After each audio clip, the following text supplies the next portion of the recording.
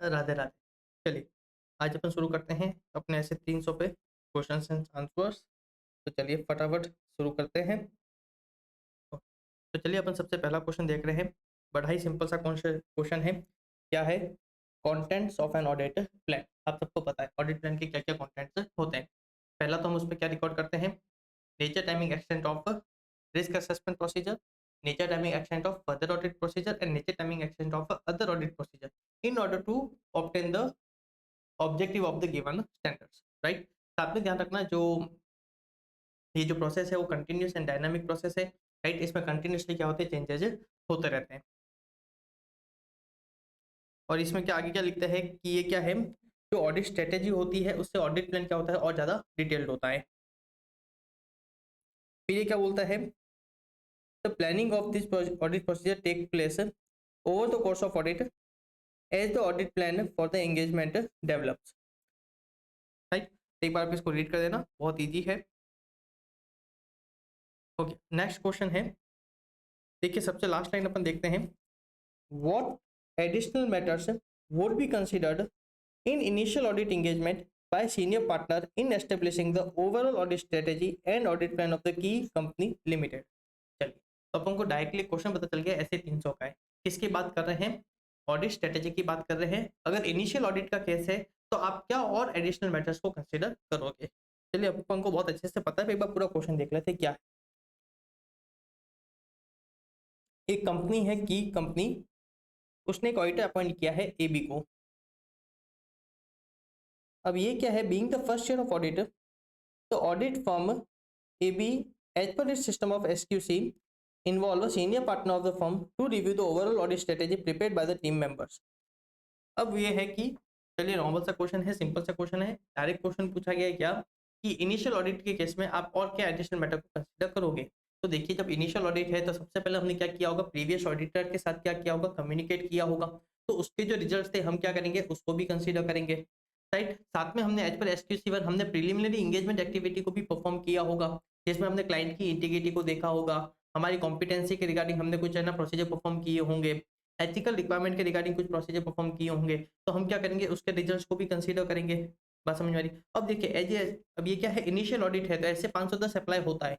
तो हम क्या करेंगे? उसकी जो रिक्वायरमेंट्स है, राइट, उसके फैक्टर्स को भी हम क्या करेंगे? हमारी स्ट्रेटेजी में क्या करेंगे? कवर करेंगे। अब ये हमारा ना इनिशियल ऑडिट है तो हमने क्या किया होगा? टीसीडब्ल्यूजी के साथ में कुछ कम्युनिकेशन किया होगा इनिशियल स्टेजेज में in relation to reporting requirements, AFRF, right, accounting principles. तो उसके जो डिसीजन जो रिजल्ट आए होंगे हमने क्या किएंगे? उसको भी हम कंसीडर करेंगे while preparing for the auditor strategy. Right. तो देखिए ये क्या क्या बोल रहा है? एक तो प्रीडेसेसर ऑडिटर, किसकी बात कर रहे हैं? प्रीडेसेसर ऑडिटर की। दूसरा बोल रहे हैं any major issue including application of accounting principle या फिर ऑडिटिंग या फिर रिपोर्टिंग स्टैंडर्ड्स, जो आपने क्या किया होगा? टीसीडब्ल्यूजी के साथ डिस्कस किया होगा, उसके रिजल्ट्स को भी आप क्या करोगे? कंसीडर करोगे। या फिर ऐसे 510 का इसने रेफरेंस दिया। और ये बोल रहा है एक, जो आपने जो सिस्टम ऑफ क्वालिटी कंट्रोल के अकॉर्डिंग आपने जो प्रोसीजर परफॉर्म किए होंगे, आप उसके रिजल्ट्स को भी क्या करोगे? कंसीडर। तो बड़ा ही इजी क्वेश्चन है और आंसर भी बड़ा डायरेक्ट है, एक बार आप इसको देख लेना। इसके क्वेश्चन को आपको वापस देखने की जरूरत नहीं है ऐसे 300 के। आप जब नॉर्मल चैप्टर पूरा करोगे उसके साथ ही ये कवर हो जाएंगे। अब हम नेक्स्ट देखते हैं कौन सा? ऐसे 315 बहुत इंपॉर्टेंट है। चलिए फटाफट शुरू करते हैं। ओके, पहला क्वेश्चन बहुत डायरेक्ट है। क्या है? आईटी के कारण क्या क्या रिस्क हो सकती है, आपको वो बताना है। देखिए आजकल इंटरनेट कंट्रोल में क्या होता है? पूरा आईटी बेस्ड होता है। इंटरनेट कंट्रोल मोस्टली आजकल क्या होता है? आईटी बेस्ड होता है। तो आईटी के कुछ बेनिफिट है तो आईटी के कुछ रिस्क भी है। तो ये बोला कि आपको कुछ रिस्क बतानी है, जैसे कि डेटा का गलत प्रोसेसिंग करना, या फिर गलत डेटा प्रोसेस करना, या फिर अनऑथराइज चेंजेस हो जाना, राइट, या फिर अनऑथराइज एक्सेस वगैरह होना, राइट, फिर सिस्टम की जो बैकअप या फिर रिट्राइवेबिलिटी ऑफ डेटा को लेकर था, राइट, वहाँ पे भी रिस्क वगैरह होती है। मान लीजिए कोई लॉ में अगर चेंजेज हुआ है तो हो सकता है कि वो अप्रोप्रिएट चेंजेस आईटी में ना हो पाए, राइट। तो ये कुछ रिस्क थी। इसके और भी बहुत सारे एग्जाम्पल थे जो अपन ने बहुत डिटेल में देखे थे। देखिए क्या है? इनएक्यूरेटली प्रोसेसिंग ऑफ डेटा, या फिर प्रोसेसिंग इनएक्यूरेट डेटा, या फिर अनऑथराइज एक्सेस, या फिर possibility of IT personnel gaining access beyond those necessary, right. Segregation of duty का जो हमने जो बैरियर लगाया था वो एक्चुअली बैरियर सिर्फ डॉक्यूमेंट में है, एक्चुअल में नहीं है, राइट। एक जितना एक्सेस होना चाहिए वो क्या कर रहा है, उससे ज्यादा एक्सेस वो क्या कर रहा है, ये फिर क्या बोला, unauthorised changes to master file, unauthorised changes to system, या फिर failure to make necessary changes to system. मान लीजिए कोई A5 के रिक्वायरमेंट में चेंज हुआ है, पर वो है ना चेंजेस हमने क्या किया है हमारे सिस्टम में नहीं किया, दैट इज ये उसकी बात कर रहा है। या फिर इनएप्रोप्रिएट मैनुअल इंटरवेंशन, या फिर पोटेंशियल लॉस ऑफ डेटा, या फिर inability to access data as required, ये उसी की बात कर रहा है। बैकअप या फिर रिट्राइवेबिलिटी ऑफ डेटा की बात कर रहा है। ओके, ये वाला क्वेश्चन भी बहुत डायरेक्ट है। ये क्या बोल रहा है, ऑडिट करते वक्त you observe that there is a likelihood of a misstatement in the account balance disclosure in the financial statement. What should be your consideration as an auditor for assessing the risk of a material misstatement? तो देखिए सबसे पहले हम क्या करेंगे, risk को identify करेंगे, right. फिर क्या करेंगे, उसको हम असेस करेंगे। एक तो at a pervasive level that is financial level, फिर दूसरा at essential level for account balance transaction and disclosure, right. फिर हम देखेंगे उसका लाइक्लीहुड, राइट। फिर उसका देखेंगे पोटेंशियल इफेक्ट, साथ में हम देखेंगे उसका मैग्नीट्यूड क्या है, क्या ये जो मिस स्टेटमेंट है क्या इसके कारण फाइनेंशियल स्टेटमेंट मटेरियली मिसस्टेटेड हो सकते हैं या नहीं हो सकते, राइट। देखिए सबसे पहले हम क्या करेंगे, रिस्क को आइडेंटिफाई करेंगे, फिर हम उसको असेस करेंगे। एक तो financial level that is pervasive, और दूसरा हम क्या करेंगे एडजस्टेशन लेवल पे क्या करेंगे उसको असेस करेंगे। फिर हम देखेंगे उसका likelihood of miss, right, of a mistake, मतलब उसके होने के चांसेस क्या है, राइट, मिसस्टेटमेंट होने के चांसेस क्या है। और फिर हम क्या देखेंगे उसका मैग्नीट्यूड, राइट, क्या पर्टिकुलर मिसस्टेटमेंट के कारण क्या फाइनेंशियल स्टेटमेंट मटेरियली मिसस्टेटेड हो सकता है, राइट। हम क्या करेंगे उसका मैग्नीट्यूड देखेंगे। तो बड़ा ही इजी क्वेश्चन था।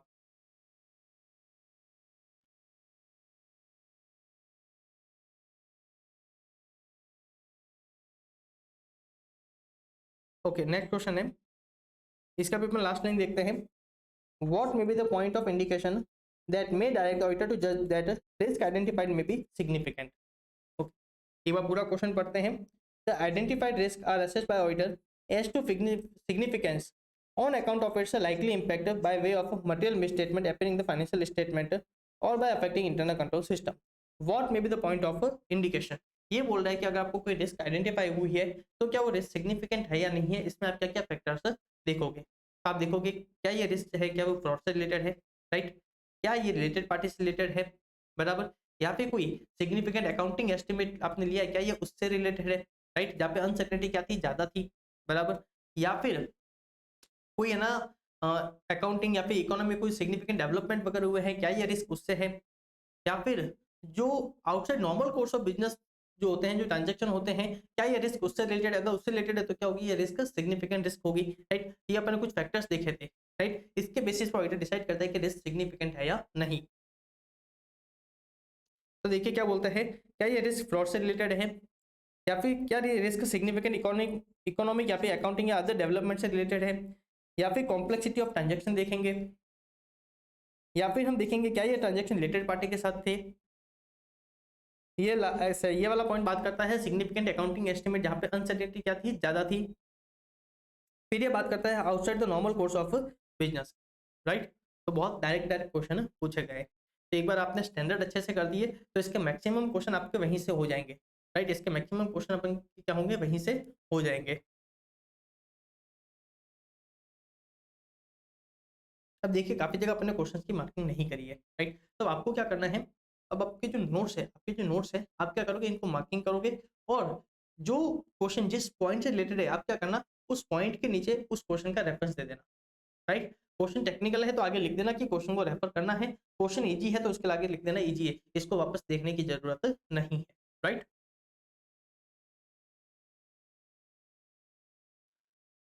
ओके, देखिए ये भी बड़ा डायरेक्ट क्वेश्चन है। अगर अपन लास्ट की लाइन पढ़ते हैं, क्या बोलता है, elucidate the circumstance in which risk can arise और चेंज। चलिए ये भी इससे अपन को पता चल जाएगा क्वेश्चन किसका है, ऐसे 315 का। एक बार पूरा क्वेश्चन देखें।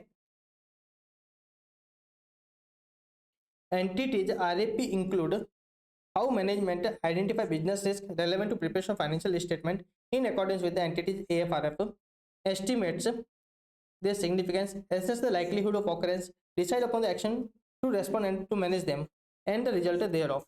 ओके, कुछ बात नहीं है, मैनेजमेंट ने रिस्क असेसमेंट प्रोसेस का उसका डिटेल दिया है, और फिर एक क्लास में डायरेक्ट क्वेश्चन पूछ लिया है कुछ ऐसे फैक्टर बताइए जिसके कारण रिस्क क्या हो सकती है, चेंज हो सकती है या फिर बढ़ सकती है। जैसे कि उसके ऑपरेटिंग एनवायरनमेंट में चेंज होना, राइट? जैसे कि उसका जो, जैसे कि मान लीजिए एएफआर में चेंज हो गया, या फिर लॉ की रिक्वायरमेंट वगैरह चेंज हो गया, या फिर लॉ चेंज हो गया, बराबर? या फिर मान लीजिए कंपनी पे जो एएफआर एप्लीकेबल है वो चेंज हो गया, पहले आप एएस पे तब आप इंड एस में आ गए, या फिर कंपनी क्या है रैपिड ग्रोथ में है, या फिर कंपनी ने अपना आईटी सिस्टम क्या किया, चेंज किया है, या फिर जो पर्सन उस सिस्टम को जो काम करते थे उस पर्सन में क्या हुआ है, सिग्निफिकेंट चेंजेस वगैरह हुए हैं, या फिर मान लीजिए ऑडिटिंग की जो रिपोर्टिंग रिक्वायरमेंट्स थी उसमें कुछ चेंज वगैरह हुई है। बात समझ में आ रहा है?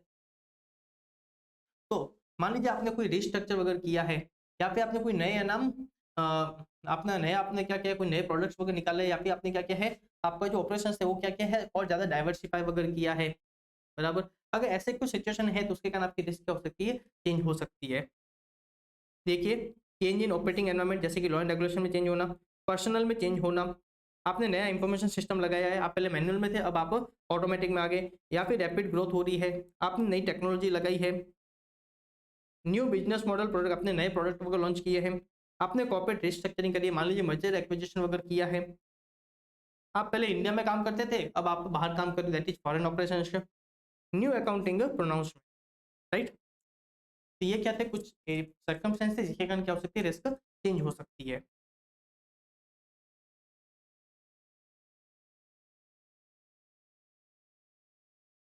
ओके, देखिए ये वाला क्वेश्चन भी बड़ा इजी है।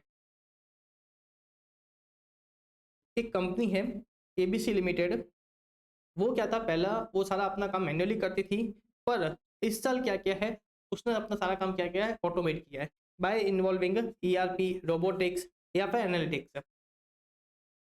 अब you are the required to audit the entity duly considering the inherent and control risk for material financial statement adjustments, elucidate the key area that you will focus on for identifying the risk including deficiency, right? मतलब अब company ने क्या किया है, अपना जो operation था उसको क्या किया है, ऑटोमेट किया है। तब ये बोल रहा है कि जब ऑटोमेटेड एनवायरनमेंट है, जब आप ऑटोमेटेड एनवायरनमेंट में ऑडिट कर रहे हो तो आपको रिस्क को आइडेंटिफाई करने के लिए आप क्या क्या चीजें कंसीडर करोगे, रिस्क को आइडेंटिफाई करने के लिए क्या क्या चीजें कंसीडर करोगे। तो देखिए क्या बोल रहा है, in an automated environment auditor should look into the below mentioned area for the risk identification, right? ठीक है, अपन इसको क्लास में इतना डिटेल में नहीं देखा था, तो थोड़ा सा अपन डिटेल में इसको थोड़ा सा डिस्कस कर लेते हैं, 5-10 मिनट लगेंगे। तो देखिए सबसे पहला पॉइंट इंस्टीट्यूट कौन सा दे रही है, प्रोग्राम डेवलपमेंट एंड मेंटेनेंस। कौन सा दे रही है, प्रोग्राम डेवलपमेंट एंड मेंटेनेंस। मतलब आपने जो नया जो प्रोग्राम डेवलप किया, आपने जो नया प्रोग्राम, एक सेकंड का होल्ड करिएगा, एक सेकंड। हाँ, हम कहा करते थे, अपन देख रहे थे कि ऑटोमेटेड एनवायरनमेंट में ऑडिट क्या क्या चीजें चेक करें। तो इंस्टीट्यूट ने सबसे पहला एग्जांपल, पहला पॉइंट क्या दिया है, प्रोग्राम डेवलपमेंट एंड मेंटेनेंस। मतलब देखिए मेरे पास यहाँ पे स्पेस कम है तो मैं क्या करूँगा, जैसे जैसे स्पेस कम होगी मैं वो वाला आइटम एक बार हटाता रहूँगा। तो देखिए सबसे पहला पॉइंट किसकी बात कर रहा है, प्रोग्राम डेवलपमेंट। मतलब आपने जो प्रोग्राम डेवलप किया है, ठीक है, नॉर्मली मेरा सीक्वेंस अगर मैं ऑडिट करता तो मेरा सीक्वेंस कुछ और रहता, पर जो इंस्टीट्यूट बोल रही है अपन उसी सीक्वेंस में चलते हैं। इंस्टीट्यूट ने सबसे पहले क्या बोला, प्रोग्राम डेवलपमेंट। मतलब आपकी कंपनी ने जो प्रोग्राम डेवलप किया है, आपकी कंपनी ने जो प्रोग्राम डेवलप किया है जिसको ऑटोमेट किया है, सबसे पहले ये क्या बोल रहा है, आपको उसे चेक करना है। सबसे पहले आपको क्या करना है, उसको चेक करना है। आपको चेक करना है कि क्या वो प्रोग्राम पहला तो एडिक्वेटली है ना, उसको बनाया है या नहीं बनाया, राइट? पहला तो उसको एडिक्वेटली प्रिपेयर किया है नहीं किया है, राइट? अगर कोई इसमें चेंजेस करने थे तो क्या वो चेंजेस एडिक्वेटली किए हैं या नहीं किए, राइट? क्या वो प्रोग्राम एज पर एएफआर अपने ऑपरेशन कर सकता है या नहीं कर सकता है। आप वो उस प्रोग्राम को पहले उस प्रोग्राम में पर्टिकुलरली ये चीज देखोगे। फिर आप देखोगे क्या उस प्रोग्राम की पहले टेस्टिंग करी थी क्या, मतलब आप उसको एक्चुअली इंप्लीमेंट कर रहे हो क्या, आपने उससे पहले उसकी टेस्टिंग करी थी, बराबर? उस टेस्टिंग के आप रिजल्ट्स देखोगे, आप क्या करोगे, उस टेस्टिंग के आप क्या करोगे, रिजल्ट्स वगैरह देखोगे। अगर कोई एक्सेप्शन रिपोर्ट वगैरह आई थी तो आपको क्या करना है, उसको भी चेक करना है। तो पर्टिकुलर जब आप प्रोग्राम की चेकिंग करोगे तो आप क्या करोगे, पर्टिकुलर इन चीजों को चेक करोगे। फिर सेकंड पॉइंट इंस्टीट्यूट क्या बोल रही है, सिस्टम सॉफ्टवेयर सपोर्ट। कौन सा बोल रहा है, सिस्टम सॉफ्टवेयर सपोर्ट। मतलब ये प्रोग्राम जहाँ पे चलेगा, जिस सिस्टम पे चलेगा, जो इसको सपोर्ट करेगा, ये उसकी बात करें, जैसे कि ऑपरेटिंग सिस्टम की अगर बात कर रहा है, राइट? या फिर जो डेटाबेस मैनेजमेंट है, राइट? मतलब जो डेटा, राइट, जहाँ से डेटा इस सॉफ्टवेयर में आएगा, राइट, जो हमने जो प्रोग्राम डेवलप किया है, राइट, वो प्रोग्राम जहाँ से डेटा लेगा और वो प्रोग्राम जहाँ पे डेटा स्टोर करेगा, जहाँ पे डेटा को स्टोर करेगा, उसकी बात कर रहा है। तो ये बात कर रहा है, आप क्या करोगे, उसके ऑपरेटिंग सिस्टम वगैरह की चेक करोगे, उसके डेटाबेस मैनेजमेंट सॉफ्टवेयर को वगैरह भी चेक करोगे। अपन कौन सा देख रहे हैं, सेकंड पॉइंट देख रहे हैं, कौन सा, सिस्टम सॉफ्टवेयर। ये सॉफ्टवेयर क्या करते हैं, जो प्रोग्राम सॉफ्टवेयर होते हैं उनको क्या करते हैं, सपोर्ट करते हैं कि वो सही से क्या कर पाए, फंक्शन कर पाए, राइट। तो अगर सिस्टम सॉफ्टवेयर में अगर किसी तरीके की प्रॉब्लम आई तो वो क्या करेंगे, प्रोग्राम सॉफ्टवेयर को क्या करेंगे, अफेक्ट करेंगे। तो यहाँ पे ऑडिटर क्या करता है, सिस्टम सॉफ्टवेयर को भी चेक करता है, राइट। क्या करता है, सिस्टम सॉफ्टवेयर को भी चेक करता है, पर्टिकुलर उसकी सिक्योरिटी को लेके, उसकी इंटीग्रिटी को लेके, राइट, उसके मेंटेनेंस को लेके, राइट, उसके मेंटेनेंस को लेके, अगर उसमें कोई मेल फंक्शन हो जाता है तो उसको किस तरीके से हैंडल किया जाएगा, राइट, बराबर। क्या वो आपका सिस्टम का प्रॉपर बैकअप अगर ले रहे हैं या नहीं ले रहे हैं, राइट। क्योंकि अगर इन केस में अगर कोई मेल फंक्शन हो गया तो आपका प्रोग्राम काम नहीं करेगा, आपको डेटा को वापस लाना पड़ेगा, तो देखा जाएगा क्या प्रॉपर्ली डेटा का बैकअप अगर हो रहा है या नहीं हो रहा है, राइट।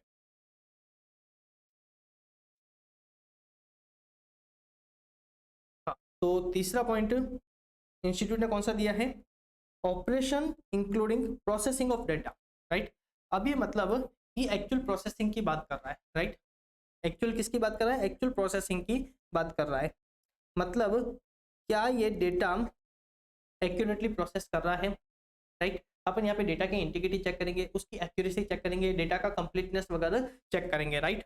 और अगर इसमें कोई मतलब हम क्या करेंगे, डेटा की प्रोसेसिंग देखेंगे, क्या देखेंगे, पर्टिकुलर उसकी प्रोसेसिंग देखेंगे, बराबर। और फिर अगर उस प्रोग्राम से अगर कोई वो फाइल अगर कोई दूसरे अगर प्रोग्राम में जाती है तो हम क्या करेंगे, साथ में वो भी देखेंगे। तो उस वहां पे हम देखेंगे क्या उस डेटा की इंटीग्रिटी मेंटेन हो रही है, क्या उस डेटा की एक्यूरेसी मेंटेन हो रही है, क्या डेटा कंप्लीट है, बराबर। साथ में अगर कोई एरर आती है, अगर प्रोसेसिंग में कोई एरर आती है, राइट, प्रोसेसिंग में अगर कोई एरर आती है तो क्या एडिक्वेट एक्सेप्शन रिपोर्ट जनरेट हो रही है या नहीं हो रही है, और उस पर जो कंपनी है वो कैसे एक्शन ले रही है, राइट। कंपनी उस पर किस तरीके के एक्शन ले रही है, हम क्या करेंगे, वो चेक करेंगे, बराबर। तो एक बार जब मैं प्रोग्राम चेक करूंगा तो उसके साथ में मैं क्या करूंगा, बैक टू बैक साथ में ये भी चेक करूंगा जो डेटा प्रोसेस कर रहा है। इसमें ऑडिटर क्या होता है, खुद कुछ डेटा है ना उसके अंदर डालता है, उस प्रोग्राम के अंदर ऑडिटर क्या करता है, कुछ डेटा डालता है और चेक करता है कि क्या वो डेटा एक्यूरेटली प्रोसेस हो रहा है या नहीं हो रहा है, क्या वो प्रॉपर ऑडिट टेल मेंटेन हो रही है या नहीं हो रही है, राइट।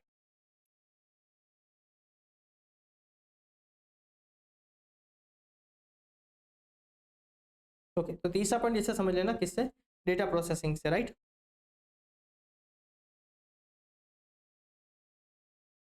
अब चौथा कौन सा है, फिजिकल सिक्योरिटी। कौन सा है, फिजिकल सिक्योरिटी।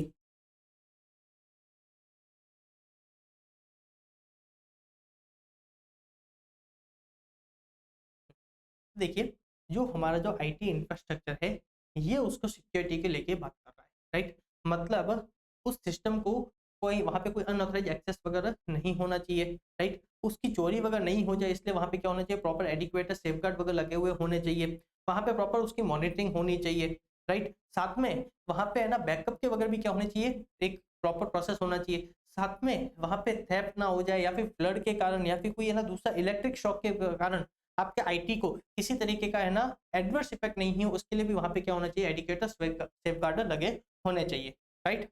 अब उस सिस्टम को कौन एक्सेस कर सकता है, राइट, उनके पास क्या राइट है, उन सब के रिगार्डिंग भी क्या होना चाहिए, प्रॉपर रेस्पॉन्सिबिलिटी आपको है ना डिजाइन करनी पड़ेगी, राइट। तो हम क्या करते हैं, सिर्फ सॉफ्टवेयर नहीं हम उसके हार्डवेयर को भी चेक कर रहे हैं, राइट। हार्डवेयर की भी हम क्या कर रहे हैं, फिजिकल सिक्योरिटी चेक कर रहे हैं, राइट। तो फिजिकल सिक्योरिटी से मतलब क्या हुआ, उसका हार्डवेयर, जो हमारा आईटी सिस्टम है, जो इंफ्रास्ट्रक्चर है, राइट, उसके सेफ्टी की बात हो रही है, उसके एक्सेस कंट्रोल की बात हो रही है, राइट। या फिर मान लीजिए सिर्फ थेफ्ट से नहीं, मैंने क्या बोला, एनवायरमेंटल कंट्रोल भी उसमें होने चाहिए, मतलब कोई बारिश वगैरह से नुकसान नहीं हो या फिर कोई इलेक्ट्रिक शॉक से वगैरह उसको है ना एडवर्स डैमेज वगैरह नहीं हो, उसके लिए भी आपको क्या करना है, वहाँ पे सेफगार्ड अप्लाई करना है जो ऑडिटर क्या करेगा, चेक करेगा। और लास्ट में क्या है, okay, आपको दिख नहीं रहा है, चलिए लास्ट वाला पॉइंट मैं यहाँ लिख रहा हूँ। क्या बोल रहा है, स्पेशलाइज्ड यूटिलिटी प्रोग्राम की बात कर रहा है, क्या बात कर रहा है, स्पेशलाइज्ड यूटिलिटी प्रोग्राम की बात कर रहा है।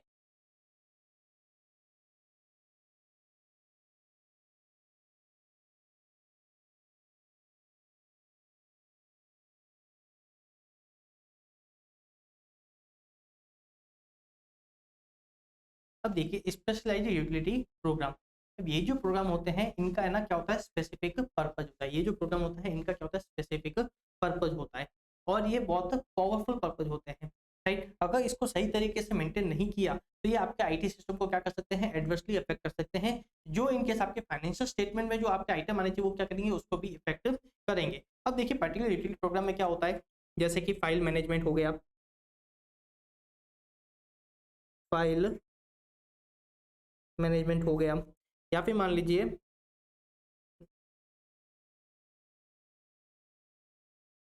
नेटवर्क मॉनिटरिंग हो गया, या फिर मान लीजिए डेटा मैनेजमेंट। जैसे फाइल मैनेजमेंट, फाइल मैनेजमेंट में क्या हुआ, मैंने क्या बोला था, अगर एक सिस्टम में एक सॉफ्टवेयर अगर फाइल सारा उसका काम करने के बाद अगर कोई दूसरे सॉफ्टवेयर में क्या कर रहा है, उस फाइल को ट्रांसफर कर रहा है, तो वो भी क्या होना चाहिए, सिक्योर वे में ट्रांसफर होनी चाहिए, वहाँ पे उसकी इंटीग्रिटी सिक्योरिटी क्या होनी चाहिए, मेंटेन होनी चाहिए। तो ये काम कौन करते हैं, स्पेशलाइज्ड यूटिलिटी जो प्रोग्राम होते हैं वो ये काम करते हैं, राइट। इसको क्या बोलते थे, यूटिलिटी प्रोग्राम। तो ऑडिटो क्या करना पड़ेगा, उनको भी चेक करना पड़ेगा।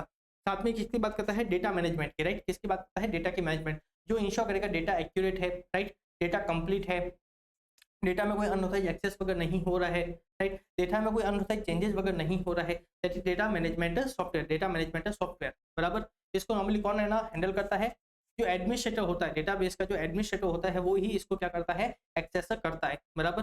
तो वहां पे भी क्या होना चाहिए, प्रॉपर लॉग रिकॉर्ड मेंटेन होने चाहिए कि किसने उसको एक्सेस किया था, कब उसको एक्सेस किया था, उसने क्या चेंजेस किया था, चेंजेस के बाद क्या नया रिजल्ट था, वो सब उसका क्या होना चाहिए, कंप्लीट रिकॉर्ड होना चाहिए, राइट।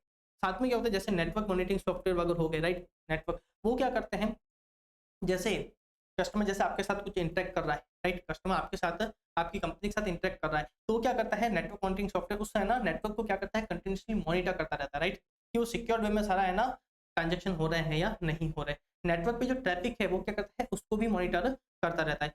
कोई भी अगर इश्यू आता है तो वो क्या करता है, कंटिन्यूअसली ऑटोमेटिकली उसको रिजॉल्व करने की कोशिश करता है, साथ में एक एक्सेप्शन रिपोर्ट वगैरह भी क्या करते हैं, जनरेट करते हैं, राइट।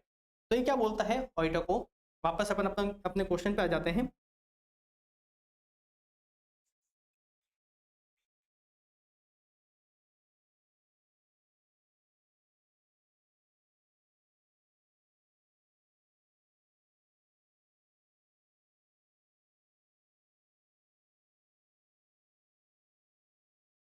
तो वापस से अपन अपने क्वेश्चन में आते हैं कि अगर ऑटोमेटेड एनवायरनमेंट में अगर ऑडिटर क्या क्या चीज़ों को कंसीडर करेगा, तो सबसे पहले तो ऑडिटर क्या करेगा, जो प्रोग्राम है, जो प्रोग्राम डेवलप किया है, सबसे पहले ऑडिटर क्या करेगा, उसको चेक करेगा। फिर जो प्रोग्राम जो प्रोसेसिंग कर रहा है, ऑडिटर क्या करेगा, उसको चेक करेगा। फिर उस प्रोग्राम के साथ जो यूटिलिटी प्रोग्राम जो अटैच्ड है, जो यूटिलिटी प्रोग्राम जो अटैच्ड है, जो उसके प्रॉपर फंक्शनिंग में काम कर रहे हैं, राइट, ऑडिटर क्या करेगा, उनको चेक करेगा। ये पर्टिकुलर प्रोग्राम के रिलेटेड चेक किया। अब उसको जो इन सब प्रोग्राम को जो सपोर्ट कर रहा है, दैट इज जो सिस्टम सॉफ्टवेयर की मैं बात कर रहा हूँ, किसकी बात कर रहा हूँ, सिस्टम सॉफ्टवेयर की जो मैं बात कर रहा हूँ, ऑडिटर क्या करेगा, उसको चेक करेगा। जैसे कि ऑपरेटिंग सिस्टम वगैरह जो हो गया, ऑडिटर क्या करेगा, उसको चेक करेगा, उस ऑपरेटिंग सिस्टम का कोई ना इंटीग्रिटी मेंटेन है, उसकी सिक्योरिटी, उसमें कोई अपडेट्स वगैरह आ रहे हैं तो वो भी क्या है, प्रॉपर चेक किए हुए, प्रॉपर टेस्ट किए हुए हैं, राइट। फिर हम लास्ट में क्या करेंगे, जो भी आपका जो आईटी सिस्टम है, हम उसकी फिजिकल सिक्योरिटी को भी क्या करेंगे, चेक करेंगे, राइट। ओके, तो ऑल तो थोड़ा सा डिटेल में समझाया है क्योंकि अपन ने इसको क्लास में इतना डिटेल में डिस्कस नहीं किया था, राइट। तो अब आपको इसको समझने में, याद करने में ज़्यादा प्रॉब्लम नहीं होगी।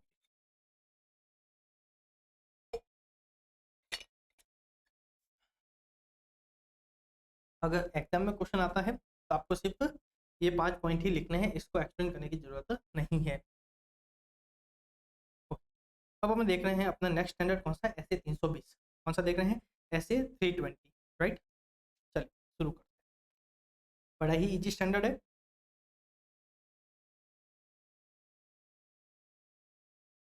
चलिए इसको भी लास्ट से शुरू करें, एक्चुअली ये तो 3 लाइन का क्वेश्चन है, चलिए पूरा ही पढ़ लेते हैं।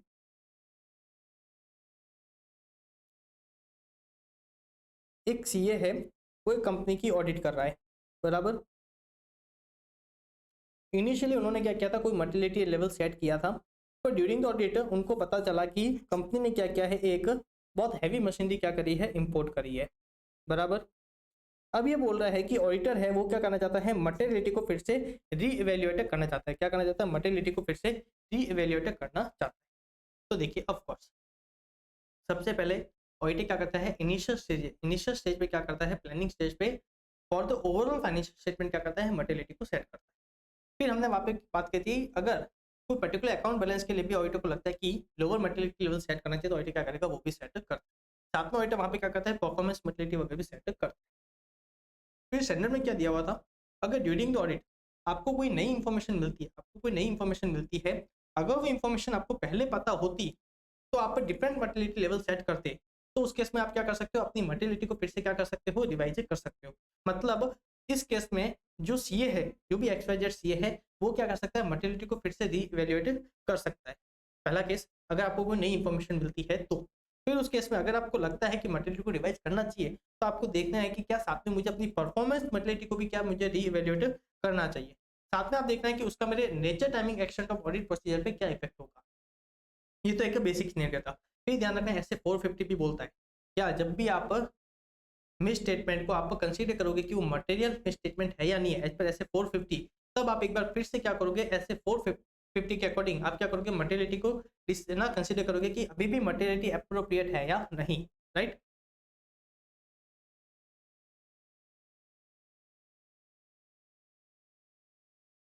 तो देखिए यहाँ पे क्या बोल रहा है, ऑडिटर कैन री evaluate materiality concept after considering the necessity of such revision. ये देखिए क्या बोल रहा है, on becoming aware of information during the audit that would have caused the auditor to have determined different amount initially। अगर आपको कोई नई इन्फॉर्मेशन मिलती है जिसके आपको लगता है कि आप डिफरेंट मटेरियल सेट करते, तो उस केस में आप क्या कर सकते हो, अपनी मटेरियल को रिवाइज कर सकते हो। बाकी वाले सारे पॉइंट मैंने जो आपको डिस्कस किए, सारे पॉइंट वही बताए, राइट। ध्यान रखना, आप जितना पॉसिबल हो आप क्या करना, इससे रिलेटेड आंसर देना, पर जो मेन पॉइंट है वो आंसर आपका हमेशा होना चाहिए, कंक्लूजन हमेशा आपका सही होना चाहिए, राइट। इससे आपको मैक्सिमम नंबर मिल जाएंगे, राइट, इससे आपको मैक्सिमम नंबर मिल जाएंगे, बराबर। जैसे कि जो न्यू इन्फॉर्मेशन वाला जो पॉइंट था, और उसके इसमें हमको परफॉर्मेंस मटेरियलिटी को भी हमको चेक करना, क्या रिवाइज करने की जरूरत है, साथ में एंटी पॉइंट प्रोसीजर को आपको चेक करना पड़ेगा। तो आपको तीनों पॉइंट लिखने और लास्ट में कंक्लूजन लिखना है कि ऑडिटर क्या कर सकता है, इस केस में अपनी मटेरियलिटी को रिवाइज कर सकता है। तो ये 4 पॉइंट तो जरूरी है। इनिशियल वाला जो मटेरियलिटी लेवल का जो मैंने पॉइंट बोले थे वो लिखो तो वेल एंड गुड, नहीं लिखो तब भी ओके, राइट। अब देखिए ये भी बड़ा डायरेक्ट क्वेश्चन है, इसमें नेक्स्ट क्वेश्चन पढ़ते हैं, ये नया क्वेश्चन है। तो देखिए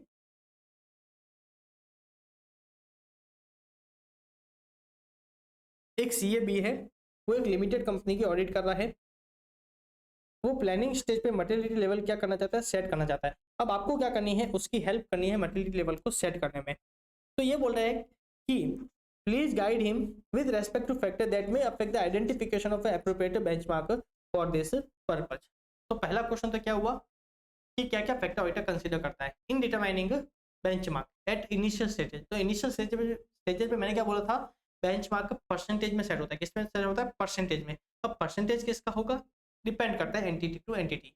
उसमें क्या क्या फैक्टर कंसीडर होते हैं, elements of financial statement, right, asset liability, या फिर अगर एंटिटी डैश स्ट्रक्चर वगैरह है, राइट, आप एंटिटी का क्या करोगे, फाइनेंस देखोगे वो किस तरीके से स्ट्रक्चर, अगर डैश स्ट्रक्चर है तो आप क्या कर सकते हो उस केस में एसेट वगैरह या फिर उसमें जो क्लेम वगैरह है, राइट, उसके अकॉर्डिंग आप क्या कर सकते हो, आप अपना परसेंटेज सेट कर सकते हो। या फिर एंटिटी की लाइफ साइकिल, एंटिटी किस स्टेज पे है लाइफ साइकिल में, या फिर जो इकोनॉमिक एनवायरमेंट वगैरह है, या फिर AFR की जो रिक्वायरमेंट है आप उसके अकॉर्डिंग आप क्या कर सकते हो, मटेरियलिटी को सेट कर सकते हो। बात समझ में आ रहे हैं। या फिर एसेट लायबिलिटी एक्सपेंस वगैरह के केस में भी आप क्या कर सकते हो, सेट कर सकते हो। या फिर ऐसा कोई पर्टिकुलर आइटम है यहाँ पे उसके यूज का फोकस रहता है, जैसे कि प्रॉफिट हो गया, जनरली अपन किसकी बात करते हैं, प्रॉफिट की, जनरली अपन किसकी बात करते हैं, प्रॉफिट की, राइट। एक सेकंड गाइस, ओके, तो इज इट फाइन। हाँ, तो मैं क्या बोल रहा था, यहाँ पे क्या करते हैं, जो यूजर्स होता है जिसका फोकस है जैसे कि प्रॉफिट, तो अपन क्या कर सकते हैं, प्रॉफिट पे भी अपना परसेंटेज सेट कर सकते हैं। पर ध्यान रखना एक कॉमन चीज, जो भी आप सेट कर रहे हो, जो भी आप बेंचमार्क सेट कर रहे हो, वो कैसा होना चाहिए, वो कांस्टेंट होना चाहिए, वो वॉलेटाइल नहीं होना चाहिए, वो वॉलेटाइल नहीं होना चाहिए। ये बात आपको ध्यान रखनी है। अगर वो वॉलेटाइल है तो आप क्या करोगे, कुछ और बेंचमार्क आप सेट करोगे। ये कुछ फैक्टर थे जिसके बेसिस पे ऑडिटर बेंचमार्क सेट करता है, बराबर। तो देखिए पहले इन्हीं 5 पॉइंट को समझाया गया है, कुछ फैक्टर्स बताए गए। अब नेक्स्ट क्वेश्चन देखते हैं। अब इसने क्या बोला है, अगर SRT लिमिटेड क्या थी, मैन्युफैक्चरिंग कंपनी थी, और उसका क्या है, रेगुलर प्रॉफिट है। अगर एक मैन्युफैक्चरिंग कंपनी है जो रेगुलर प्रॉफिट है तो उस केस में उसका एप्रोप्रिएट बेंचमार्क क्या होगा, प्रॉफिट आफ्टर टैक्स ले लेंगे, मैंने आपको क्लास में भी बताया था। देखिए ये क्या बोल रहा है, सॉरी मैंने प्रॉफिट आफ्टर टैक्स बोल दिया ना, सॉरी। देखिए अगर वो रेगुलर प्रॉफिट है तो हम क्या करेंगे, प्रॉफिट बिफोर टैक्स में भी यूज एज अ बेंचमार्क, बराबर। और सेकंड क्वेश्चन क्या होगा, ऑफ कोर्स वो बोल रहे कि अगर लॉस में वगैरह है, क्या है, लॉस में वगैरह है, तो उस केस में हम क्या कर सकते हैं, उसका टोटल रेवेन्यू या फिर उसका जो ग्रॉस प्रॉफिट वगैरह होता है, बराबर। या फिर अगर मान लीजिए कोई पब्लिक लिमिटेड कंपनी थी तो हमने क्या बोला था, वहां पे जो कंपनी की जो प्रोजेक्ट कॉस्ट है, फिर जिस प्रोजेक्ट पे काम करे उसकी प्रोजेक्ट कॉस्ट वगैरह भी क्या किया जा सकता है, एप्रोप्रिएट बेंचमार्क हो सकता है, राइट। देखिए अगर वो लॉस में है तो हम क्या करेंगे, उसका ग्रॉस प्रॉफिट या फिर total revenue as a benchmark ले सकते हैं। अब देखिए ये रिपीटेड क्वेश्चन है, आप एक बार इसको देख लेना।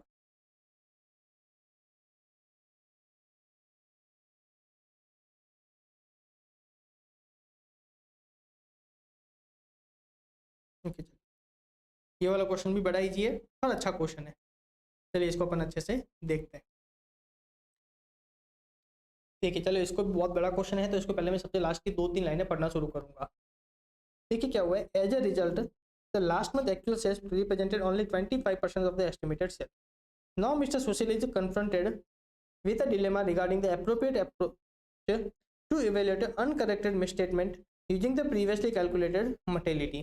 Kindly guide Mr. Sushil in the light of relevant standards on auditing. ठीक है, इससे मुझे दो चीज समझ में आ रही है, एक तो ऐसे 450 की बात कर रहा है अनकरेक्टेड मिसस्टेटमेंट, और ये मर्टिलिटी की बात कर रहा है ऐसे 320, राइट। आपको इन दो का क्या करना है, रेफरेंस देना है। चलिए पूरा क्वेश्चन पढ़े एक बार।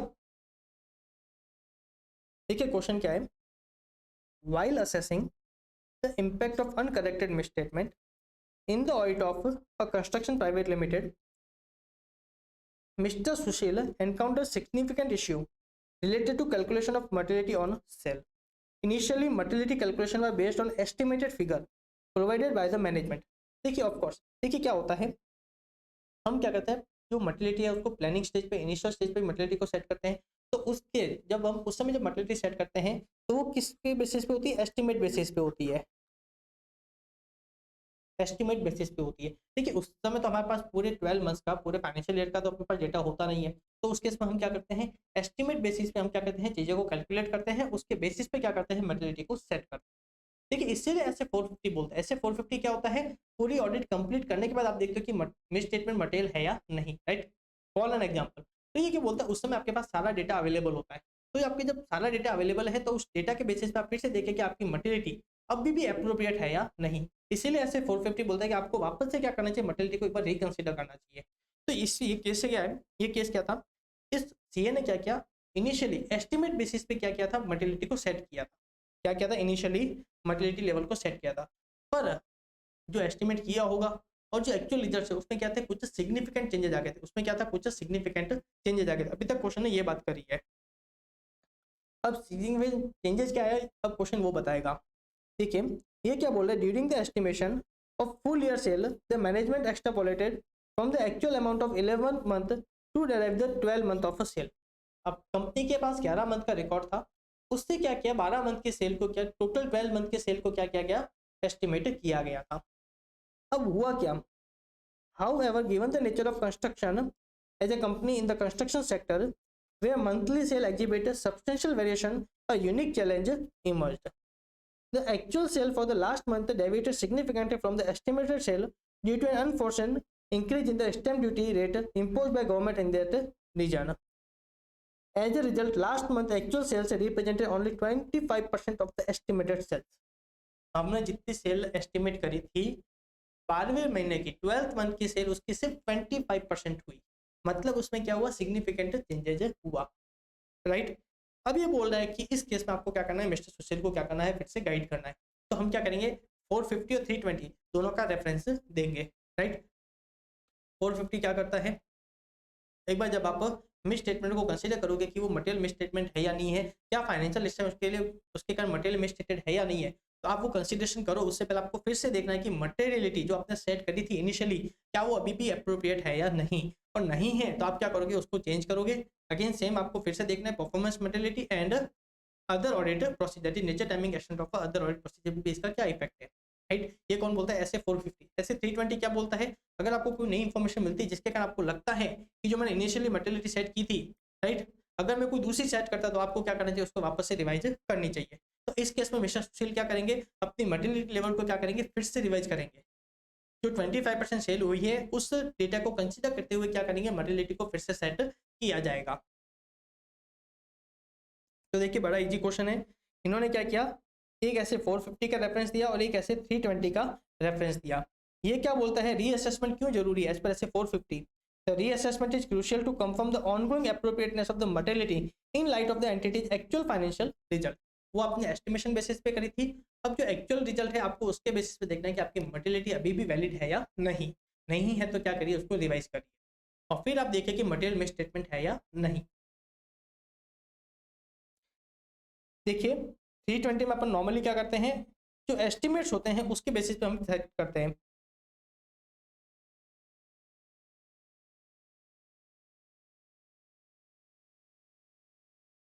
Therefore, before the auditor proceed to assess the effect of uncorrected misstatement, it becomes necessary to adjust the materially calculated under SA 320 based on the now available actual financial result।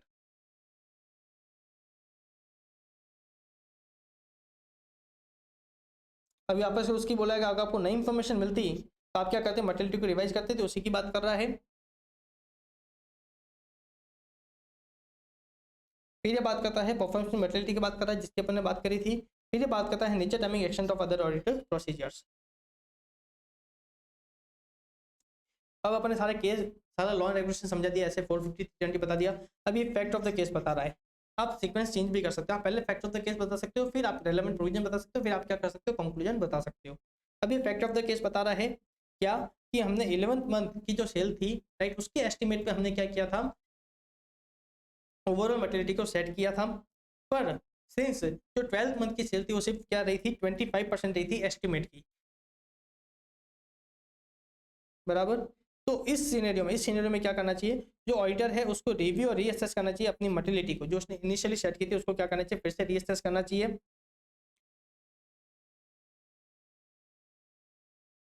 फिर यहाँ पे वो performance materiality को फिर से reconsider करेगा और nature timing action of further procedure क्या करेगा, फिर से रिकंसिडर करेगा,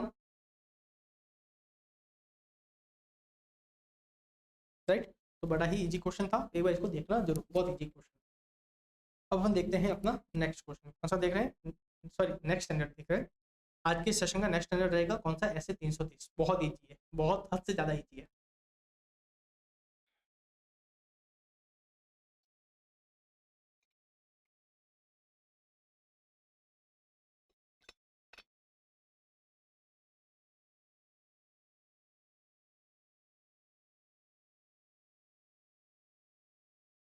अब नेक्स्ट स्टैंडर्ड कौन सा है, ऐसे 330।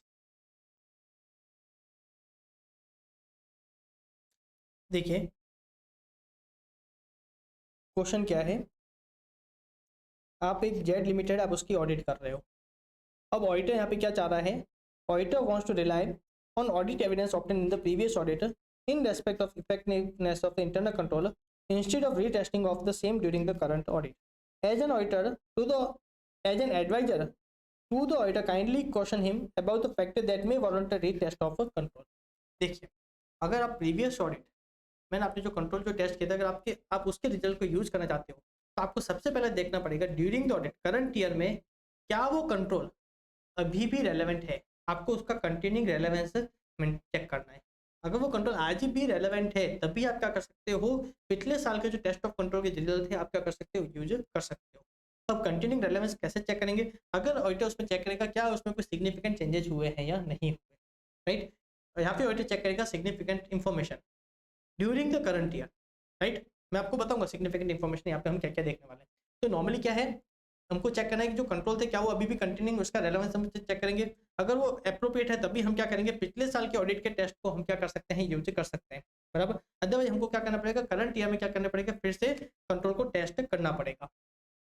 फिर ये बोला आप कुछ फैक्टर बताइए, अगर वो फैक्टर आपकी कंपनी में एग्जिस्ट करते हैं तो आप पिछले साल के टेस्ट को यूज नहीं कर सकते। आपको पता होगा deficient control environment, deficient monitoring of control, deficient general IT control, या फिर जो मैनुअल सिग्निफिकेंट मैनुअल इंटरवेंशन, या फिर जो पर्सनल जो परफॉर्म करते थे उसमें कोई सिग्निफिकेंट चेंजेस वगैरह हुआ है। देखिए ये क्या बोल रहा है, सबसे पहले आपको कंटिन्यूइंग रेलेवेंस आपको चेक करना है, उसमें आप पर्टिकुलर देखो कोई सिग्निफिकेंट चेंजेस वगैरह तो नहीं हुए, अगर हुए हैं आप करंट ईयर में टेस्ट करोगे। साथ में कुछ और फैक्टर्स बताए थे क्या, deficient control environment, deficient monitoring of control, deficient general IT control, a significant manual element, या फिर personal changes that significantly effect the application of the control, या फिर change in circumstances that indicate the need for changes in the control. मान लीजिए कोई FRF की requirement change होगी, या फिर कोई लॉ एंड रेगुलेशन की रिक्वायरमेंट चेंज होगी, सिग्निफिकेंट चेंजेस हुए, या फिर मान लीजिए कंपनी के ऑपरेशन सिग्निफिकेंटली चेंज हुए, राइट, तो उसके कारण ऑफ कोर्स कंट्रोल भी चेंज हुए होंगे। चेंज होंगे तो आपको क्या करना पड़ेगा, करंट ईयर में कंट्रोल को टेस्ट करना पड़ेगा, राइट। बड़ा इजी क्वेश्चन था। नेक्स्ट क्वेश्चन अपन देख रहे हैं,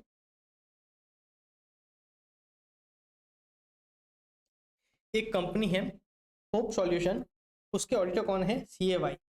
उन्होंने क्या किया है, रिस्क ऑफ मटेरियल मिसस्टेटमेंट को असेस किया है, और उनका रिजल्ट था कि रिस्क ऑफ मटेरियल मिसस्टेटमेंट क्या है, लो एट फाइनेंशियल स्टेटमेंट लेवल और एडजस्टमेंट लेवल। कारण क्या था, कंपनी का बिजनेस स्टेबल था और कंट्रोल क्या थे, इफेक्टिव कंट्रोल। ऑडिटर को क्या लगा था, कंट्रोल क्या है, अच्छे हैं, बराबर।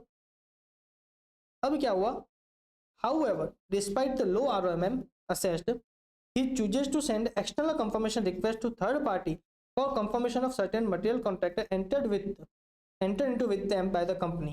By doing so, he intend to obtain evidence regarding certain adjustments contained in the financial statement of the company. Do you think his approach is accordance with the standards on auditing? Justify answer with reasons. देखिए question क्या है, एक auditor है, उसने उस company की ROMM जो assess करी है वो उसने क्या करी है, लो असेस करी है। उसको लगता है कि मिस स्टेटमेंट होने के रिस्क क्या है, कम। उसने रीजन क्या दिए थे, कंपनी का बिजनेस क्या है, स्टेबल है, दूसरे उसके कंट्रोल उसको क्या लग रहे हैं, अच्छे लग रहे हैं। उसने ROMM कंसीडर लो करी, फिर भी वो क्या कर रहा है, एक्सटर्नल कंफर्मेशन प्रोसीजर को यूज कर रहा है as a substantive audit procedure. तो ये क्वेश्चन पूछ रहे हैं क्या हमारे CA का जो अप्रोच है क्या वो सही है, ऑफकोर्स सही है। कारण क्या है, देखिए जो रिस्क ऑफ मटेरियल मिसस्टेटमेंट, जो हम जो उसकी जगह जो प्रोसीजर परफॉर्म करते हैं, उसके जो रिजल्ट ऑब्टेन करते हैं, जो एविडेंस ऑब्टेन करते हैं, ऑफकोर्स वो ऑडिट एविडेंस होते हैं, ऑफकोर्स वो ऑडिट एविडेंस होते हैं, पर वो अपने आप में सफिशिएंट एप्रोप्रिएट ऑडिट एविडेंस से नहीं होते, राइट। दूसरा, इंटरनल कंट्रोल की अपनी कुछ इनहेरेंट लिमिटेशन है। साथ में जो रिस्क ऑफ मटेरियल मिसस्टेटमेंट के जो प्रोसीजर्स होते हैं वो भी क्या होते हैं, जजमेंटल होते हैं। क्या होते हैं, जजमेंटल होते हैं, बराबर। साथ में ऐसे 330 क्या बोलता था, याद है आपको, कि irrespective of the result of the assessed ROMM, irrespective of the result of the assessed ROMM, auditor have to perform substantive audit procedure for the material transactions, right। वो क्लियरली बोलता है आपका कुछ भी रिजल्ट रहा हो, risk of risk assessment procedure का आपका कुछ भी रिजल्ट रहा हो, आपको फर्दर ऑडिट प्रोसीजर तो आपको परफॉर्म करना क्या है, जरूरी for material class of transactions, right. तो ऑफ कोर्स हमारा जो CA का अप्रोच है वो क्या है, सही है।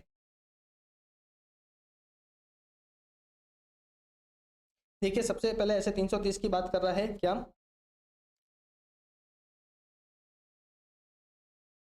क्या बोल रहा है, irrespective of the assessed ROMM, auditor को सब्सटेंटिव प्रोसीजर क्या करना चाहिए, परफॉर्म करना चाहिए। However, despite such assessment, substantive procedure have to be performed. मतलब सिंपल सा ऐसे 330 क्या बोल रहा है, सब्सटेंटिव ऑडिट प्रोसीजर परफॉर्म करना क्या है, mandatory for material class of transactions etcetera, right. फिर क्या बोल रहा है ऐसे 330, further states that auditors shall consider whether external confirmation procedure are to be performed as a substantive audit procedure. External confirmation procedure frequently are relevant when addressing adjustments associated with the account balance and the elements, but need not be restricted to these items, right। आप external confirmation को भी आप क्या कर सकते हैं, as a substantive audit procedure perform कर सकते हो। वहां पे कुछ कंडीशन से दी हुई थी, अगर आपको याद है, राइट। एक्सटर्नल जो कंफर्मिंग पार्टी है उसकी नॉलेज, उसका विलिंग, उसकी एबिलिटी वगैरह आपको याद है, उसकी ऑब्जेक्टिविटी वगैरह, राइट। उस फैक्टर पर हम डिसाइड करते हैं कि हमको external confirmation as a substantive audit procedure perform करना चाहिए या नहीं करना चाहिए। फिर ये क्या बोलता है, सब्सटेंटिव ऑडिट प्रोसीजर क्यों परफॉर्म करना चाहिए, क्यों, क्योंकि जो रिस्क असेसमेंट प्रोसीजर है वो क्या है, जजमेंटल है। साथ में वो हमको ऑडिट एविडेंस देता है, पर सफिशिएंट एप्रोप्रिएट ऑडिट एविडेंस से नहीं होते। ऑडिटर का ऑब्जेक्टिव क्या है, ऑडिटर को sufficient appropriate audit evidence obtain करने हैं, इसलिए सब्सटेंटिव ऑडिट प्रोसीजर परफॉर्म करना क्या है, मैंडेटरी। और फिर क्या बोल रहा है, there are inherent limitation to internal control including management override of a control, and it is also in the accordance with the spirit of professional skepticism. इसलिए CA बाई की जो अप्रोच है वो क्या है, सही है। तो बड़ा ही इजी क्वेश्चन था, पर आपको देख के जरूर जाना है। क्लास में बहुत अच्छे से समझाया था, फिर भी पॉसिबिलिटी है कि आप यहाँ पे कुछ गलत करके आ जाओ, तो एक बार इस आंसर को जरूर एक बार देख के जाना।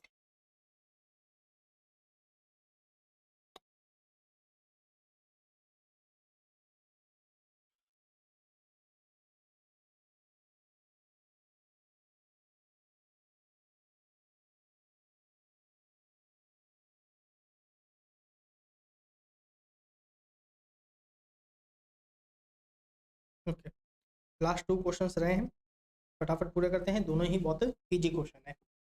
चलिए शुरू करते हैं। इसकी भी लास्ट लाइन से देखते हैं, क्वेश्चन थोड़ा सा बड़ा है। देखिए क्या है, आल्सो गाइड वेदर मिस्टर के can use the audit evidence obtain regarding operating effectiveness of control on identification and disclosure of related party relationship and transaction in the interim period. Okay, देखिए हमने इंटरिम पीरियड मतलब बीच में हमने क्या किए होंगे, control को टेस्ट किए होंगे। तो ये बोल रहे हैं क्या ऑडिटर उसके रिजल्ट्स को यूज कर सकता है, राइट। एक तो क्वेश्चन ये समझ में आ गया है। अब पूरा क्वेश्चन पढ़ते हैं, क्वेश्चन कुछ अच्छा लग रहा है इसलिए क्या करते हैं, पूरा क्वेश्चन पढ़ते हैं।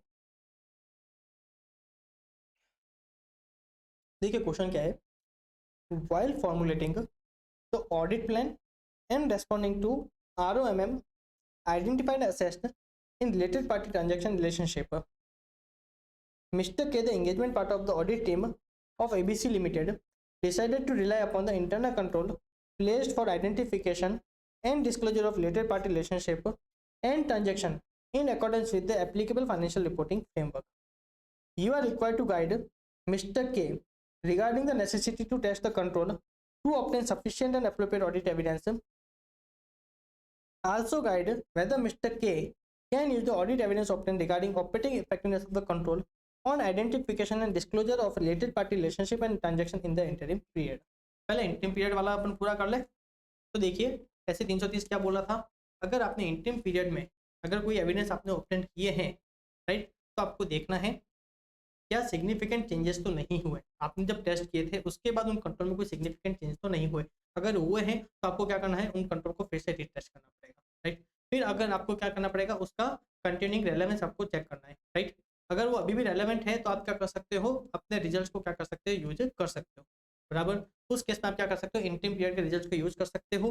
तो अगर कोई सिग्निफिकेंट चेंजेस वगैरह हुए हैं तो आपको क्या करना पड़ेगा, फिर से अपने कंट्रोल को रीटेस्ट करना पड़ेगा। देखिए क्या बोलता है, सबसे लास्ट वाले का देख लेते हैं एक बार। देखिए क्या बोलता है, mister KSL design perform test of control to obtain sufficient appropriate audit evidence as to the operating effectiveness of the relevant control, as he intend to rely on the operating effectiveness of control in determining the nature, timing, extent of the substantive procedure। ये तो पहले part का answer होगा। अपन next part देखते हैं।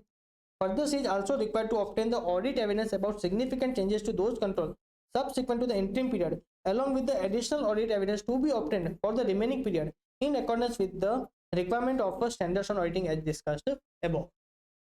बराबर, ये किसकी बात कर रहा था, इंटरिम पीरियड की। चलिए एक बार पूरा आंसर देख लेते हैं क्या है। देखिए क्या बोलता है, परफॉर्मिंग टेस्ट ऑफ कंट्रोल। तो सबसे पहले ऐसे 550 का रेफरेंस दिया है जो किससे डील करता है, रिलेटेड पार्टी से। वो क्या बात करता है, the auditor should design and perform further audit procedure to obtain sufficient appropriate audit evidence about the assessed ROMM associated with the related party relationship and transaction, right. ये क्या बोल रहा है, आपने जो भी रिस्क असेस करी थी एज पर ऐसे 315 उसके रिगार्डिंग आपको क्या करना है, एप्रोप्रिएट रेस्पॉन्स डिजाइन करना है in order to obtain sufficient appropriate audit evidence. Simple सी बात है, रिपीटेटिव। अब ये किसका रेफरेंस दे रहा है, ऐसे 330 का। क्या बोल रहा है, एज पर ऐसे 330 तो auditor response to assess risk, तो auditor shall design perform test of control to obtain sufficient appropriate audit evidence as to operating effectiveness of the relevant control when, जब ऑडिटर एक तो रिलाई करता है कि जो कंट्रोल है वो इफेक्टिवली ऑपरेट कर रहे हैं, तो उसको क्या करना पड़ेगा, उसको टेस्ट करना पड़ेगा, उसको एक्चुअली चेक करना पड़ेगा क्या वो इफेक्टिवली ऑपरेट कर रहे हैं या नहीं कर रहे। दूसरा, अगर उसको लगता है जो सब्सटेंटिव ऑडिट प्रोसीजर जो टेस्ट ऑफ डिटेल्स थे, राइट, अगर वो मुझे सफिशिएंट एप्रोप्रिएट ऑडिट एविडेंस नहीं दे सकते तो उस केस में उनको क्या करना पड़ेगा, उस केस में भी उनको कंट्रोल को टेस्ट करना पड़ेगा। देखिए क्या बोल रहा है, द ऑडिटर्स, एक सेकंड गाइस होल्ड करिएगा, एक सेकंड, एक इंपॉर्टेंट कॉल है। ओके सॉरी, एक बार वापस इस पॉइंट को देखते हैं जो अपन देख रहे थे एज पर ऐसे 330। अभी देखिए पहला इसने किसका रेफरेंस दिया, ऐसे 550, अभी किसका रेफरेंस दे रहा है, ऐसे 330 का, किसका दे रहा है, ऐसे 330 का। ये क्या बोल रहा है, auditor shall design and perform test of control to obtain sufficient appropriate audit evidence as to operating effectiveness of the relevant control. ये क्या बोल रहा है, ये देखिए उसका रेफरेंस दे रहा है ऐसे पहले 315 का। अगर आपने रिस्क असेस करते हुए अगर आपने माना था कि कंट्रोल क्या है, इफेक्टिवली ऑपरेट कर रहे हैं, तब आपको क्या करना पड़ेगा, कंट्रोल्स को टेस्ट करना पड़ेगा। आपको क्या करना है, कंट्रोल को टेस्ट करना है। दूसरा केस क्या है, अगर आपको लगता है कि आपकी जो सब्सटेंटिव ऑडिट प्रोसीजर है, राइट, जैसे सब्सटेंटिव एनालिटिकल प्रोसीजर या फिर टेस्ट ऑफ डिटेल्स, उसकी बात कर रहा है, राइट, या फिर उसकी कॉम्बिनेशन की। अगर आपको लगता है कि आपकी जो सब्सटेंटिव प्रोसीजर है वो आपको सफिशिएंट अप्रोप्रिएट ऑडिट एविडेंस नहीं दे सकती, उस केस में भी आपको क्या करना पड़ेगा, कंट्रोल्स को टेस्ट करना पड़ेगा, राइट। ठीक है, क्या बोलता है, अगर ऑडिटर ने रिस्क असेस करते वक्त माना था कि कंट्रोल्स क्या है, इफेक्टिवली ऑपरेट कर रहे हैं, तो उस केस में ऑडिटर को क्या करना पड़ेगा, कंट्रोल्स को टेस्ट करना पड़ेगा। या फिर ऑडिटर को लगता है उसकी जो सब्सटेंटिव प्रोसीजर है वो उसको सही नहीं देंगे, उस केस में भी उनको क्या करना पड़ेगा, कंट्रोल को टेस्ट करना पड़ेगा, बराबर। अभी देखिए इसका आगे क्या बोल रहा है, बहुत नॉर्मल लाइन है कि जितना ज़्यादा ऑडिटर क्या कर रहा है, रिलायंस प्लेस कर रहा है कंट्रोल पे, ऑडिटर को उतनी ज़्यादा क्या करने पड़ेंगे, पर्जेजिव ऑडिट एविडेंस ऑब्टेन करने पड़ेंगे।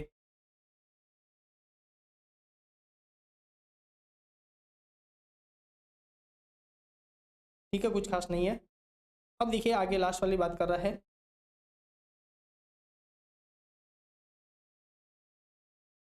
Using audit evidence obtained during an interim period. When the auditor obtain audit evidence about the operating effectiveness of the control during an interim period, the auditor shall obtain audit evidence about significant changes to those controls subsequent to the interim period. Right, अगर उसमें significant change हुए हैं तो right आपको क्या करना पड़ेगा, आपको और ऑडिट प्रोसीजर परफॉर्म करने पड़ेंगे, राइट। सेकंड क्या बोलता है, determine the additional audit evidence to be obtain for the remaining period. आपको चेक करना है जो मैंने जो इंटरिम पीरियड में जो एविडेंस ऑब्टेन किया था क्या अभी वो रेलेवेंट है या मुझे ऑल ऑडिट एविडेंस ऑब्टेन करने चाहिए, राइट। तो वो वाला केस क्या था,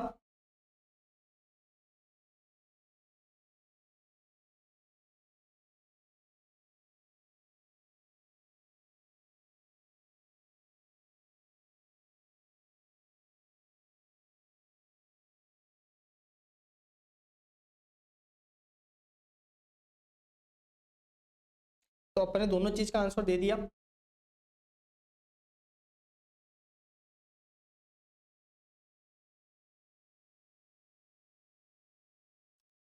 अगर आप क्वेश्चन क्या था, उसने क्या किया था, इंटरनल कंट्रोल पे क्या किया था, रिलाई किया था, राइट। तो हमने क्या बोला, अगर आपने रिलाई किया है तो आपको क्या करना पड़ेगा, आपको उन कंट्रोल को टेस्ट करना पड़ेगा in order to obtain sufficient appropriate audit evidence. Simple सी बात है। और फिर ये क्या बोलता हम, अगर आपने क्या किया है इंटरिम पीरियड पे, अगर आपने क्या किया है एविडेंस ऑब्टेन किए हैं, तो आपको बताना है कि आपको रिमेनिंग पीरियड के लिए आपको और प्रोसीजर परफॉर्म करने चाहिए, क्या आपको और एविडेंस ऑब्टेन करने चाहिए। तो उसमें भी दो फैक्टर थे, सिग्निफिकेंट चेंजेस और कंटिन्यूइंग रेलेवेंट, राइट। एक बार फिर से इसका कंक्लूजन देख लेते हैं, फिर उसके बाद इस क्वेश्चन को पूरा करते हैं। देखिए क्या बोलता है, जो सीए है उसको डिजाइन में परफॉर्म करना चाहिए test of control in order to obtain साई as to the operating effectiveness of relevant control as he intend to rely on the operating effectiveness of control in determining nature timing actions of the substantive procedure। इसने क्या बोला, जैसा कि आप उस control पे rely कर रहे हो इसलिए आपको क्या करना है, उनको कंट्रोल को टेस्ट करना क्या है, जरूरी है, राइट।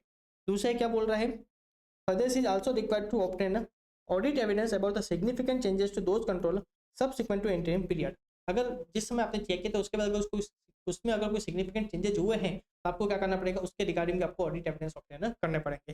साथ में क्या बोल रहा है, auditor shall also consider along with this whether the additional audit evidence to be obtain for the remaining period. आपको साथ में देखना पड़ेगा कि मुझे जो रिमेनिंग पीरियड है, मान लीजिए कोई सिग्निफिकेंट चेंजेस वगैरह नहीं हुए, फिर भी ऑडिटर चेक करता है जो रिमेनिंग पीरियड है क्या मुझे उसके लिए और ऑडिट एविडेंस ऑब्टेन करने चाहिए या नहीं करने चाहिए। अगर पहले वाला एडिक्वेट है तो ठीक है, नहीं है तो ऑडिटर क्या करेगा, और एविडेंस ऑब्टेन करेगा, बराबर। तो इस क्वेश्चन को जरूर देख के जाना, इजी क्वेश्चन है, बहुत इजी क्वेश्चन है, राइट। एक बार जरूर इसको देख के जाना। हाँ, और ऐसे में ऐसे 550 का रेफरेंस जरूर देना। देखिए 550 भी ऐसे 330 वाली ही बात कर रहा है, ऐसे 550 ही ऐसे 330 वाली बात कर रहा है।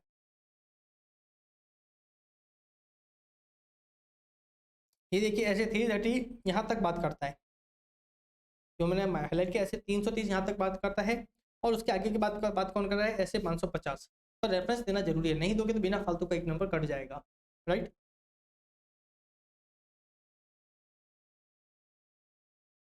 अब अपन लास्ट क्वेश्चन देखते हैं, बड़ा इजी है, फटाफट पूरा हो जाएगा। देखिए क्या है, एक मिस्टर अग्रवाल है, in the course of audit of PQ limited he wants to perform external confirmation procedure to obtain auditor evidence। external confirmation को as a substantive audit procedure perform करना चाह रहा है। now guide Mr. Agarwal listing out the factor that may assist him in determining whether external confirmation procedure are to be performed as substantive auditor procedure। क्या वो उस external confirmation को as a substantive audit procedure perform कर सकता है या नहीं कर सकता है, ये आपको उसे बताना है। तो उसमें हम पर्टिकुलर क्या देखेंगे, पहला जो कंफर्मिंग पार्टी है उसका नॉलेज, अगर उस मैटर का उसको नॉलेज ही नहीं होगा तो वो हमको अप्रोप्रिएट रेस्पॉन्स कैसे देगा। तो सबसे पहले हम क्या करेंगे, उसका नॉलेज चेक करेंगे, राइट, क्या उस पार्टी को उस पर्टिकुलर मैटर के रिगार्डिंग नॉलेज है या नहीं। दूसरा हम क्या करेंगे, उसकी एबिलिटी और दूसरा उसका विलिंगनेस को चेक करेंगे, जैसे कि कॉस्ट क्या इन्वॉल्व है, राइट, उसके ऊपर लॉ एंड रेगुलेशन क्या एप्लीकेबल है, वो किस एनवायरमेंट में काम करता है। मान लीजिए वो ऐसे एनवायरमेंट में काम करता है जहाँ पे वो इस कंफर्मेशन को इंपॉर्टेंस देते ही नहीं हो, तो हो सकता है इसको कैजुअली है ना वो रिप्लाई दे, या फिर हो सकता है रिप्लाई ही ना दे। इसलिए हम क्या करते हैं, जो पार्टी है, जो कंफर्मिंग पार्टी है, उसकी हम क्या करते हैं, एबिलिटी या फिर विलिंगनेस भी चेक करते हैं। साथ में हम चेक करते हैं उसकी ऑब्जेक्टिविटी। मान लीजिए जो कंफर्मिंग पार्टी है अगर वो रिलेटेड पार्टी है तो उसके जो रिप्लाई होंगे वो क्या होंगे, ज़्यादा रिलायबल नहीं होंगे। क्यों, क्योंकि वो क्या है, रिलेटेड पार्टी। इसलिए हम क्या करते हैं, कंफर्मिंग पार्टी की क्या करते हैं, एक तो उसकी नॉलेज, दूसरा उसका एबिलिटी विलिंगनेस, और दूसरा उसकी ऑब्जेक्टिविटी। तीसरे हम क्या करते हैं, उसकी ऑब्जेक्टिविटी को चेक करते हैं। देखिए क्या है, पहला तो हम उसके नॉलेज को चेक करेंगे, अगर उसको उस मैटर का नॉलेज है तभी हम क्या करेंगे, उससे कंफर्मेशन लेंगे। दूसरा हम उसकी एबिलिटी विलिंगनेस चेक करेंगे, एंड तीसरा हम क्या करेंगे, उसकी ऑब्जेक्टिविटी, जो कंफर्मिंग पार्टी है उसकी हम ऑब्जेक्टिविटी को क्या करेंगे, कंसीडर करेंगे। इसके बेसिस पर ऑडिटर को डिसाइड करना चाहिए कि उसको एक्सटर्नल कंफर्मेशन का यूज करना है या नहीं करना है, राइट। चलिए, थैंक यू, राधे राधे। इसी के साथ अपना ये वाला सेशन होता है कंप्लीट। Thank you.